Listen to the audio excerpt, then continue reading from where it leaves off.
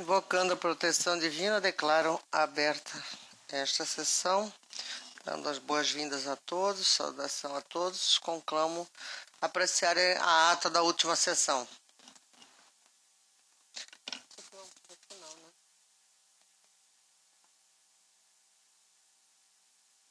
Não havendo nenhuma objeção, dou-a por aprovada. Aproveitando a presença dos advogados, gostaria de lembrá-los, mais uma vez, da realização do ciclo de estudos em direito eleitoral promovido pela Escola Judiciária, que ocorrerá agora no dia 25 e 26. A doutora Agamenon poderá dar maiores detalhes a respeito, que já está também bastante divulgado. Ressalto ainda que os membros deste tribunal, além do Procurador Regional Eleitoral, atuarão como presidente de mesa nos debates a serem promovidos após o encerramento de cada painel. E vou deixar ao presidente da escola para suas considerações a respeito. Além disso, a Secretaria de Gestão de Pessoas do Tribunal promoverá no dia 24 de junho, na próxima quarta-feira, um ciclo de palestra voltado para os servidores que ingressaram no tribunal até a data de 13 de outubro de 2013, para optarem pelo Fundo ao Regime de Previdência Complementar e ao Fundo de Previdência Complementar do Poder Judiciário, como participante patrocinado.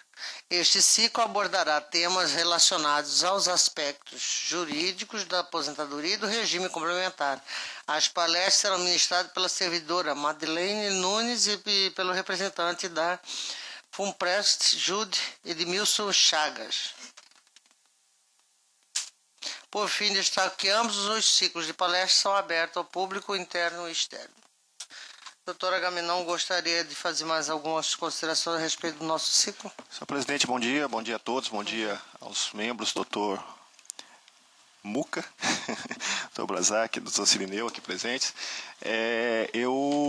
A senhora já mencionou e é basicamente isso, o ciclo começa dia 25 de junho, 25 e 26, e espero contar, com todos. Eu acho que está, como a senhora mesmo mencionou, está bem divulgado e é voltado para cumprir uma das missões da nossa escola, que é fomentar a discussão do direito eleitoral, nesse caso especificamente com ênfase no processo eleitoral, E espero, de fato, estar contando com alunos, advogados, servidores e os membros, como a senhora mesmo mencionou, estarão compondo todas as mesas e gerenciando todo as palestras. Obrigado.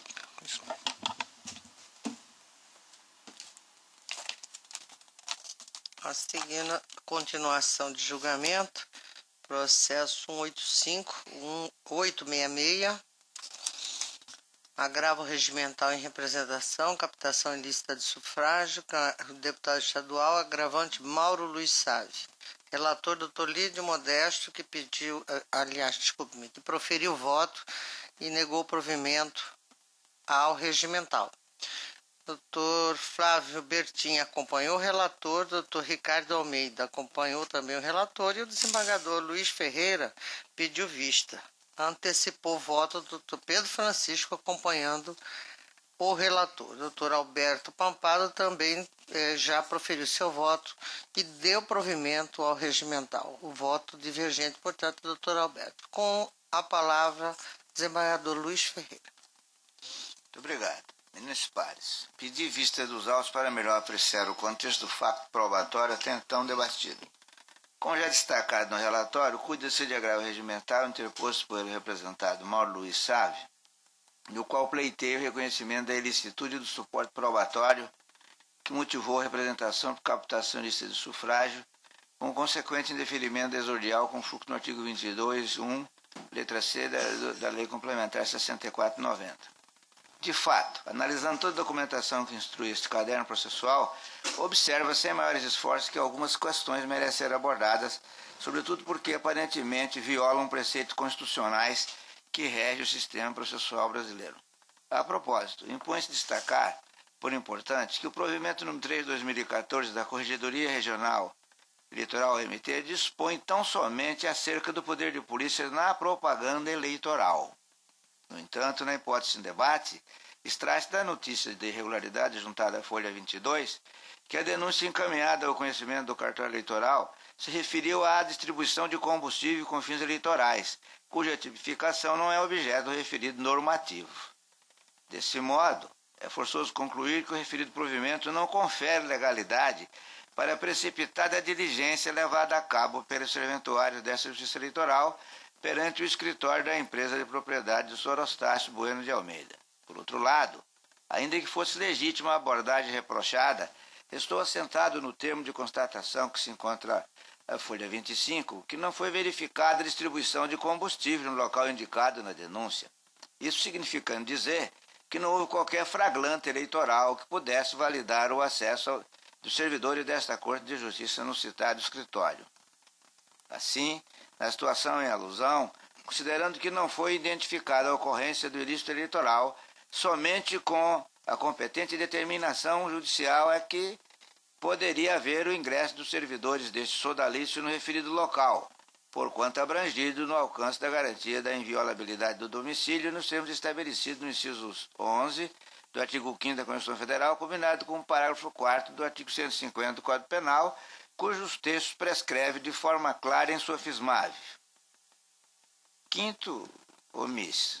11. A casa é asilo inviolável do indivíduo, ninguém nela podendo penetrar sem conhecimento do morador, salvo em caso de flagrante delito ou desastre, ou para prestar socorro ou durante o dia por determinação judicial. Artigo 150 do Código Penal, a cabeça omisso, parágrafo 4º. Expressão casa compreende qualquer compartimento habitado, aposento ocupado de habitação coletiva, compartimento não aberto ao público onde alguém exerce profissão ou atividade. Acerca do tema, esta é a recente jurisprudência do Supremo Tribunal Federal. Habeas corpus, inviolabilidade do domicílio, artigo 5º, 11 da Constituição Federal. Busca e apreensão em estabelecimento empresarial. Estabelecimentos empresariais são sujeitos à proteção contra o ingresso não consentido. Não verificação das hipóteses que dispensam o consentimento, mandado de busca e apreensão perfeitamente delimitado, diligência estendida para endereço ulterior sem nova autorização judicial. Essa aqui é uma hipótese que já tinha autorização judicial e ele foi de outro lugar e o Supremo diz que o ato está evado de nulidade. Destarte, considerando que não foi constatada a distribuição de combustíveis a eleitores no escritório do estabelecimento pertencente ao Sr. Eustácio Bueno de Almeida, revelam-se inadmissíveis as provas obtidas naquele imóvel sem a devida ordem judicial e a que delas derivarem. Vale ressaltar que no caso em discussão é desnecessário prosseguir com a almejada instrução processual para se concluir que existem vícios na colheita das provas, aliás, é evidente desde o início, porquanto o poder punitivo do Estado, em qualquer de suas instâncias, não pode se apoiar em elementos probatórios ilícitos, como os que estão albergados neste feito, sob pena de, assim o fazendo, ofender a garantia do devido processo legal. Posto isso, acompanha a divergência e voto pelo provimento deste agravo regimental, a fim de indeferir a petição inicial, com FUC no artigo 22.1 c da Lei Complementar 64/90, em razão da inadmissibilidade das provas obtidas por meios ilícitos, as quais, como ditos alhures, subsidiaram a representação por captação de sufrágio, movido em desfavor de Mauro Luiz Sávio. É como voto, senhor presidente. Pois não, doutor? Senhor presidente, antes de ser proclamado o resultado, uma vez que o voto do desembargador Luiz, se não me falha a memória, é o último que faltava, Sim. com o voto vista, quando do meu pedido de vista junto ao voto do relator, eu já havia tido esta, digamos assim, essa linha de pensamento, mas me ative em meu voto vista mais pelas questões elencadas, agora também pelo voto do desembargador Luiz, concernente ao provimento que supracitado aqui no voto dele e também no meu voto. Mas eu entendo que, diante do voto aqui explanado por ele, até foi um motivo de debate na nossa no último dia de votação com relação a esse processo, até se me falha a memória, um dos membros elencou a questão ter o flagrante ou não ter o indício de flagrante com relação a isto. Então, isso me causou uma questão de dúvida com relação a esse processo. E diante do voto divergente do desembargador Luiz, eu me vejo aqui perante essa corte com a necessidade de rever meu voto e eu vou modificar o meu voto, de que estaria acompanhando anteriormente o voto do relator, para agora votar com a divergência em função dos argumentos ora trazidos no voto do desembargador Luiz Ferreira.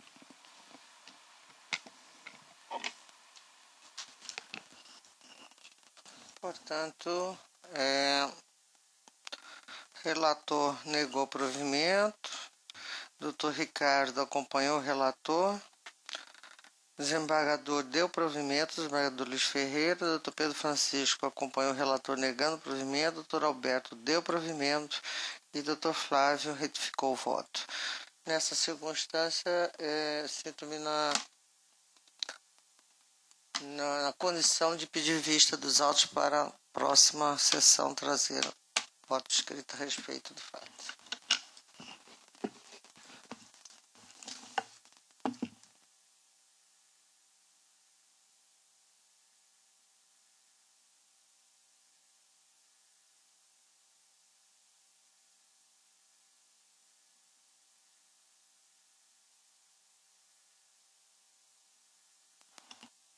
Processo 117.359, requerente Royles Magalhães Pereira da Silva. Parecer pela aprovação de contas, desembargador Luiz Ferreira com a palavra.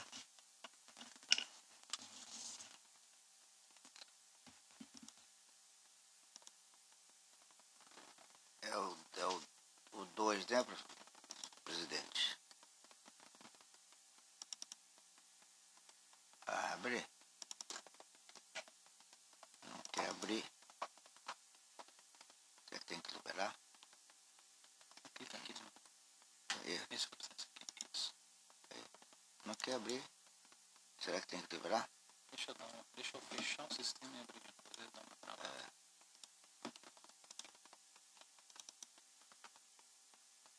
O senhor pode jogar de novo. Depois eu tenho que... Aqui é caixa baixa. Isso. Sim.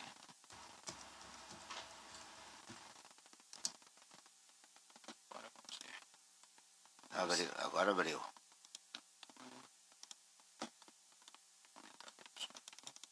Obrigado.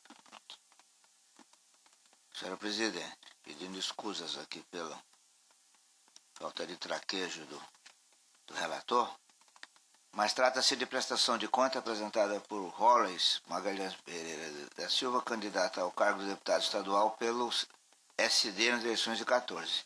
O requerente juntou cópia do ato de renúncia de sua candidatura, formalizado perante a Justiça Eleitoral logo no dia 8 de julho do ano passado. A CCIA emitiu parecer conclusivo manifestando pela aprovação das contas com ressalvas, uma vez que as irregularidades constatadas, omissão das prestações parciais e entrega das contas fora do prazo não compromete a confiabilidade das informações apresentadas.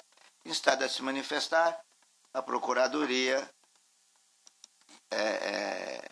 reconheceu a regularidade das contas, tendo igualmente opinado pela aprovação. É o relatório.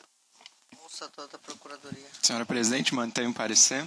Desembargador mantido. Posso silêncio com a palavra. Mantido. O parecer na matéria é de uma singeleza que dispensa mais comentários. Eu vou ler só a parte final. Posto-se em sintonia com os referidos pareceres e na forma do artigo 54, inciso 2 da Resolução TSE 23.406/2014, julgo aprovado com ressalva as contas de campanha de Royles Magalhães Pereira da Silva relativas às eleições de 2014.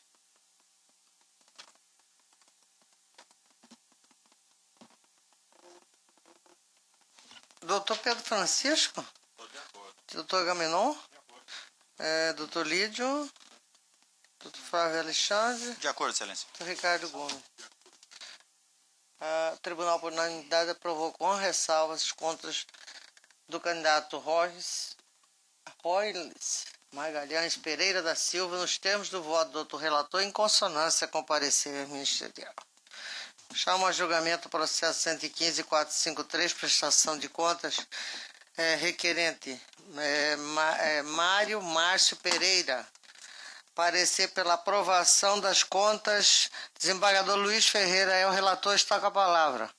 Senhor presidente, este aqui é a mesma coisa. Houve a renúncia e ele inclusive juntou extrato bancário comprovando inexistência de movimentação. A Procuradoria reconheceu a regularidade das contas e igualmente opinou pela aprovação. Está mantido o parecer. E eu do mesmo modo estou. Algum voto divergente pela aprovação de contas nos termos opinado pelo doutor relator? O Tribunal, por unanimidade, aprovou com ressalva as contas do candidato Mário Márcio Pereira nos termos do voto do doutor relator, em consonância com o parecer. Processo 3098, propaganda partidária, pedido de horário gratuito no rádio e televisão, requerente Partido Republicano Progressista. Parecer pelo indeferimento do pedido, relator doutor Ricardo Almeida com a palavra. Obrigado, senhor presidente. Cuida-se de pedido de propaganda partidária formulada pelo Partido Republicano Progressista, Diretório do Estado de Mato Grosso, por seu presidente, com vista a obter autorização para veiculação de propaganda político-partidária na modalidade de inserções em nível estadual, em emissoras de rádio e televisão para o primeiro semestre do ano de 2016. O requerente apresenta plano de mídia no qual especifica os dias e os meses em que pretende divulgar sua propaganda partidária, a relação das emissoras geradoras com os respectivos endereços e telefones. Invoca os precedentes jurisprudenciais do TSE para tentar relativizar a exigência do funcionamento parlamentar, garantindo assim os partidos políticos que não tenham efetivamente elegido representantes na Câmara dos Deputados o direito de integrar o rateio do tempo de propaganda eleitoral gratuita no rádio e na televisão. Após devidamente intimado, trouxe certidão da bancada eleita para a Câmara dos Deputados. Em parecer exarado as folhas 41/42, a douta Procuradoria Regional Eleitoral manifesta-se pelo indeferimento do pedido, argumentando que a agremiação partidária não atendeu aos requisitos legais para ter acesso à propaganda pleiteada. É o relatório, senhor presidente. Senhora presidente, mantém o parecer pelo indeferimento.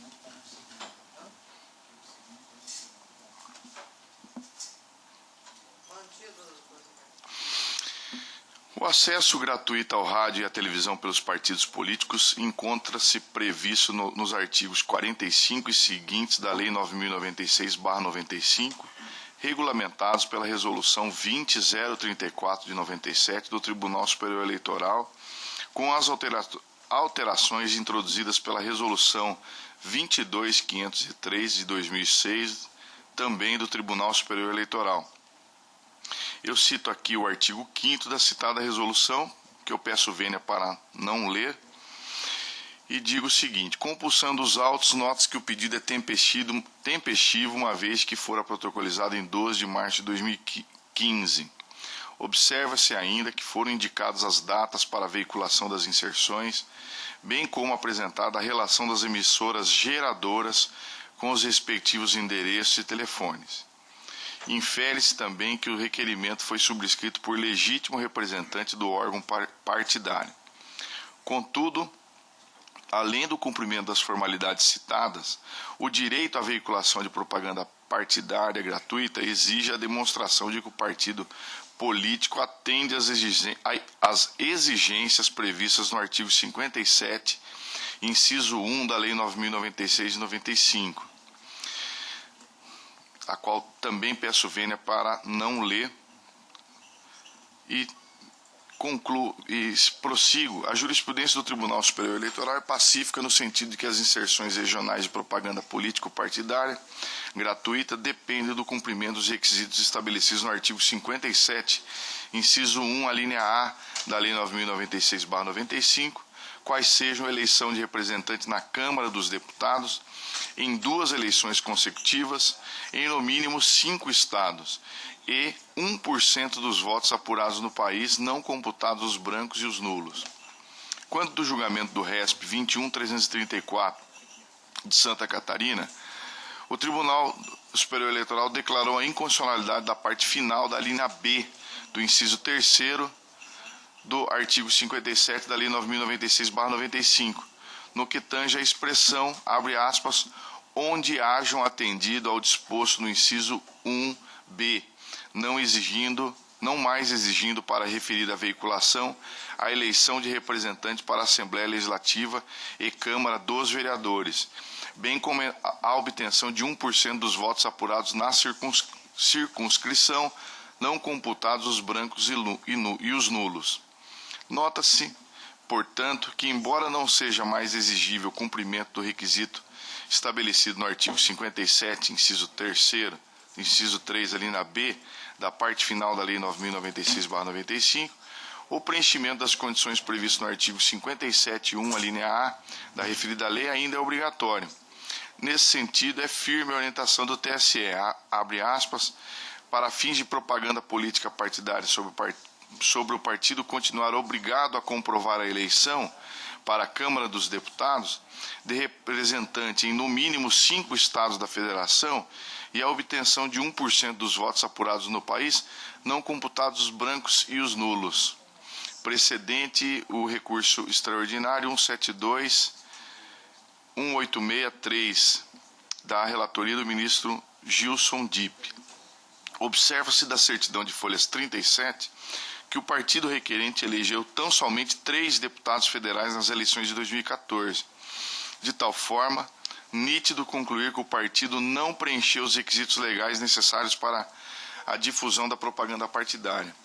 Senhora Presidente, só para fazer um esclarecimento para os demais membros, aqui é o caso de um partido já antigo, né, que participou de diversas eleições já, mas não conseguiu obter na última eleição um mínimo de 5 deputados. Então aqui não se trata, por exemplo, de inviabilizar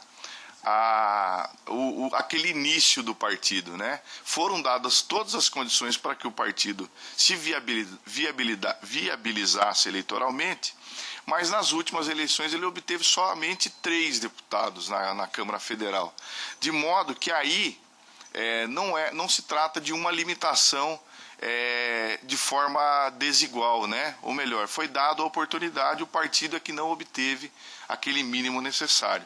Então eu estou concluindo e estou acompanhando o parecer ministerial para indeferir o pedido de vinculação de inserções regionais de mídia partidária no rádio e televisão para o primeiro semestre do ano de 2016, apresentado pelo Partido Republicano Progressista do Estado de Mato Grosso. É como voto, senhor presidente. Acompanhando o parecer. Acompanhando o parecer ministerial. Algum voto divergente? Não havendo divergência, proclama o resultado. O Tribunal, por unanimidade, indeferiu o pedido de veiculação de propaganda partidária formulado pelo Partido Republicano Progressista nos termos do voto do autor relator, em consonância com o parecer ministerial. Processo 7420, administrativo, designação de juiz, sessão de registro de membros de juízes eleitorais, SGP, sou a relatora. Trata-se de proposição da sessão de registro de membros de juízes eleitorais, aquecida pela Secretaria de Gestão de Pessoas e pela Diretoria Geral, visando a designação de juiz eleitoral para responder em caráter em substituição pela 61ª Zona Eleitoral de Comodoro, até a entrada em exercício do magistrado titular designado pela Resolução 1603/2015, diante da necessária manutenção da prestação jurisdicional for expedida a portaria número 91 de 7 de 4 de 2015, em sintonia com as normas que regem o exercício da jurisdição em primeiro grau e com respaldo no artigo 19 15 do regimento interno deste tribunal. Considerando as informações lançadas nos autos, bem como os dispositivos do Código Eleitoral de Resolução do TSE 21009 e o teor da resolução do TRE, voto pela homologação da portaria 91, que designou ad referendo do Pleno o Dr. Raul Lara Leite, juiz designado para a primeira vara de Comodoro, para responder em substituição pela 61ª zona sediada naquele município, com efeitos a contar de 18 de março de 2015 até a entrada em exercício do novo titular designado pela resolução 1603 de 12 de 3 de 2015. É como voto. Há alguma divergência? Não havendo divergência, resolveram os membros do Tribunal Regional Eleitoral, por unanimidade, homologar a portaria 91 de 7 de 4 de 2015, que designou o Dr. Raul Lara Leite, juiz designado para atuar na primeira vara de Comodoro, e assim responder em substituição pela 61ª zona eleitoral, com efeitos a contar de 18 de 3 de 2015 até a entrada em exercício do novo titular designado pela resolução 1603 de 12 de 3 de 2015. Deixo a palavra em aberto para algumas considerações. Senhora presidente.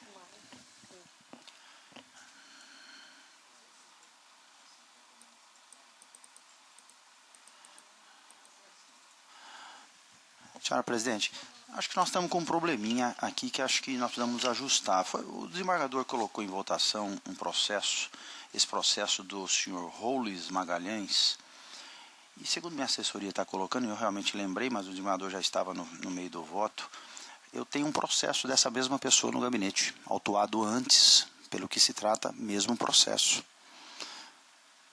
Então, eu estou alertando apenas para que a gente possa, talvez a secretaria, ajustar essa situação e ver como é que poderíamos consertar. Eu acredito se trate da mesma coisa. São situações diferentes, porque ele renunciou a um cargo, mas são processos diferentes? Por um período da campanha, ele responde pela prestação de contas dessa campanha. E aí se apresentou um registro para outro cargo. São duas coisas distintas. São duas coisas distintas. Ah. Ok, desembargador. Então ok, está esclarecido aqui, que eu quis alertar para que nós não possamos, de repente... Vossa Excelência faz bem, mas pelo que a assessoria está comunicando, ele renunciou a uma candidatura a deputado estadual e se candidatou a federal. Isso eu não tinha conhecimento, mas então tá ok. Era isso que eu tinha a informar. Obrigado. Mas, pois não. Eu vou fazer um resumo Como não? da nossa estada lá na capital potiguar. Então, nos dias 18 e 19 do corrente mês, corregedoras regionais eleitorais e assessores das corregedorias reuniram-se na cidade de Natal, capital do Rio Grande do Norte, onde foi realizado o 36º encontro do Colégio Permanente de Corregedores do país. Dos estudos e projetos apresentados e debatidos, foi produzido o documento titulado Carta de Natal, em que se resume as seguintes diretrizes e aprovações.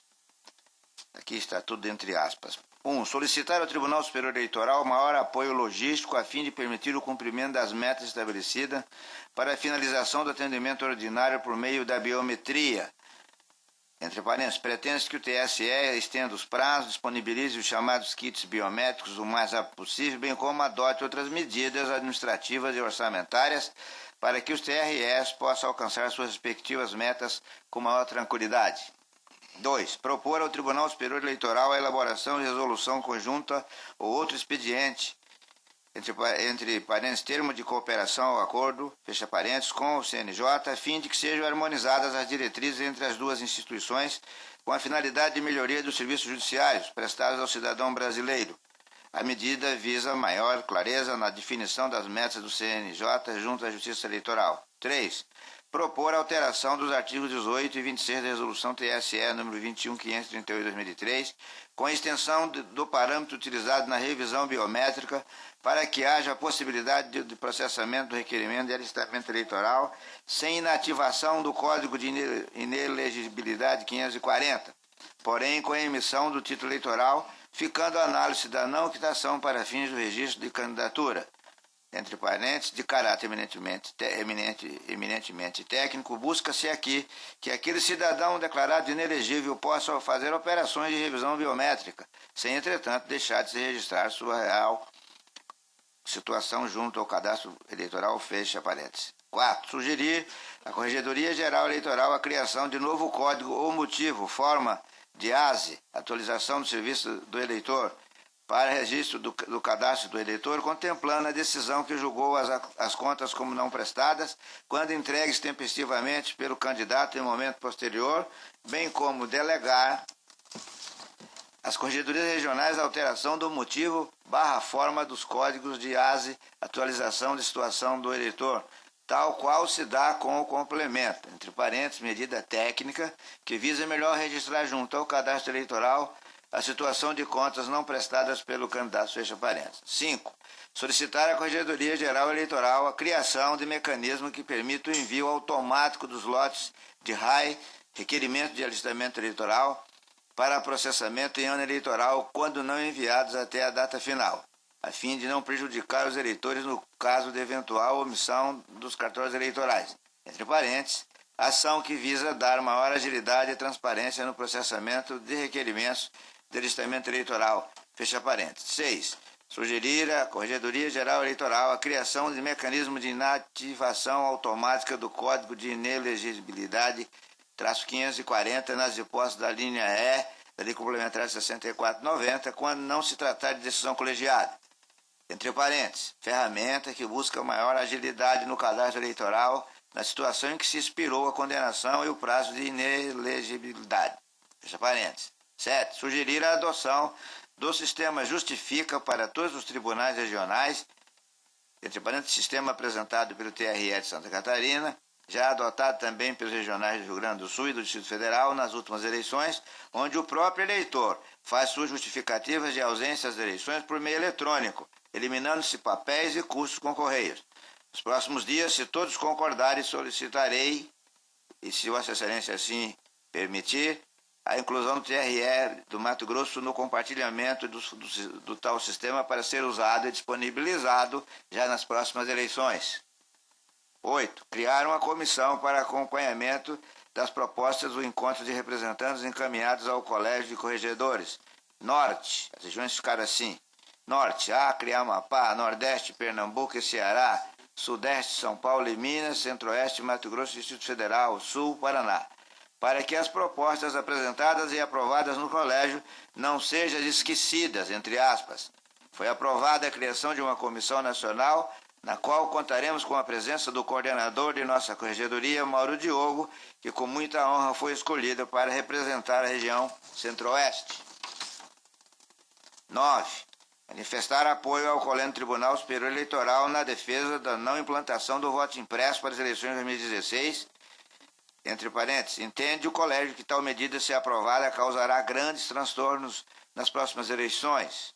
10. Manifestar apoio integral ao PL número 28, relativo ao plano de carreira dos servidores, postulando a aprovação do projeto que visa a recomposição salarial dos servidores, com o encaminhamento de ofícios aos presidentes das casas legislativas, coordenadores de bancadas do Estado e do Distrito Federal, incumbência que passo a Vossa Excelência na condição do presidente sodalício. Aqui a gente tem que pedir aos nossos representantes que façam todo o empenho para que esse PL seja aprovado. Por fim, deixo registrado ainda que participar do encontro o ministro José Antônio Toffoli, presidente do TSE, que salientou a importância de reuniões dessa natureza. Também participou do encontro a ministra Maria Tereza Rocha de Assis Moura, que representou em substituição o Corregedor-Geral Eleitoral, ao qual em outubro deste ano ela vai assumir a titularidade daquela corregedoria. Em suas palavras, destacou a eminente ministra a importância do comparecimento do juiz eleitoral nos cartórios, coisa que eu acho que não vem acontecendo, para fins de maior controle do acervo de processos e demais medidas administrativas. Eis, portanto, senhores, ilustre presidente, o resumo de nosso encontro do Colégio de Corregedores. Agradeço ao desembargador Luiz e solicito ao mesmo que encaminhe a presidência se possível, uma cópia de todas essas tratativas que foram Esse material. travadas lá no encontro de Natal. Mais alguma observação? Nada mais havendo a ser tratado, agradecendo a presença de todos, eu declaro encerrada a presente sessão.